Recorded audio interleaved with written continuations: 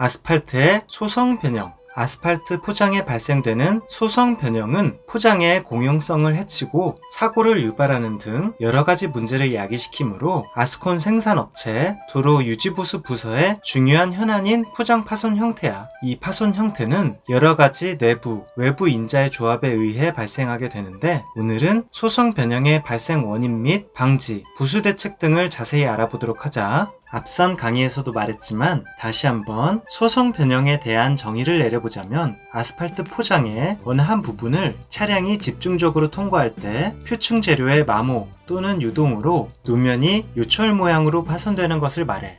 그럼 먼저 주로 소성 변형에 취약한 지점을 생각해보자면, 중차량 및 대형 차량의 운행이 많은 곳, 차량의 상습 정체로 저속 주행이 많은 곳, 차량이 정지하게 되는 교차로 지점, 또 급커브나 오르막 지점이 소성 변형에 취약하다고 할 수 있겠어. 그럼 소성 변형이 일어났을 시 문제점에는 무엇이 있을까? 먼저 강우 시 요철로 인해 배수가 원활하지 못해서 물보라 현상이 발생할 수 있겠지. 그리고 요철 때문에 물이 고이니 수막 현상으로 인해 노면의 미끄럼 저항성도 저하될 수 있고, 또한 차량의 주행성 및 승차감이 저하되고 심할 경우 교통사고를 유발하기도 하지. 이 소성 변형의 유지관리 측면에서 연간 몇천억에 이르는 손실이 발생한다고 해. 그럼 아스팔트 소성 변형의 발생 원인에 대해서 알아볼까? 여러 학자들은 아스팔트 혼합물이 반복되는 차량 혼합물에 다져지면서 공극률이 큰 경우 공극이 감소하면서 혼합물 최적이 감소하여 움푹 패이게 되고, 공극률이 작은 경우에도 차량 하중의 전단력에 의해 횡방향으로 변형을 수반하게 되는 것이 소성 변형의 근본 원인이라고 분석하고 있는데, 이 분석을 놓고 영향을 미치는 원인을 생각해보자면, 내적 원인으로 아스팔트 혼합물의 아스팔트량이 과다하거나 아스팔트 혼합물의 공극률이 크거나 아스팔트의 침입도나 점도가 불량해서 골재의 부착력이 약해지거나 골재가 매끈하고 둥근 모양이거나 골재의 크기가 너무 작아서 골재의 맞물림이 약해지거나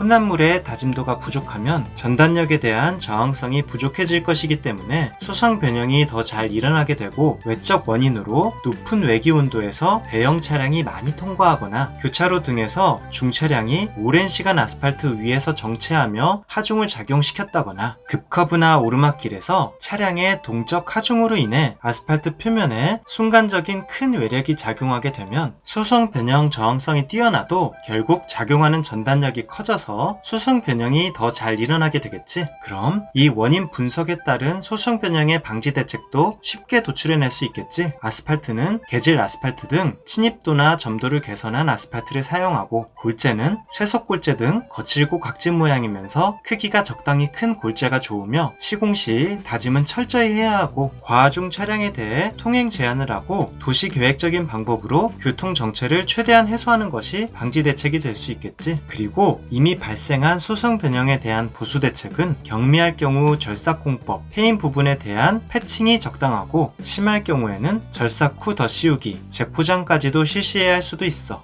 마지막으로 소성 변형을 방지하기 위한 적절한 골재 선정에 대해 추가로 알아보자면, 미국의 SHRP라고 하는 전략적 도로 연구 사업의 최종 성과물이라고 할 수 있는 슈퍼페이브라는 자료에서 아스팔트 혼합물용 골재 입도 규정에 대해 다음의 그래프처럼 제안을 했는데, 이 규정은 오랜 기간에 걸친 소성 변형에 대한 경험을 근거하여 아스팔트 혼합물 제작 시 골재의 합성 입도가 그림의 제한 구역을 통과하지 않도록 했다는 것이 특징이니 이 정도만 기억해보자. 그럼 오늘은 이만 끝!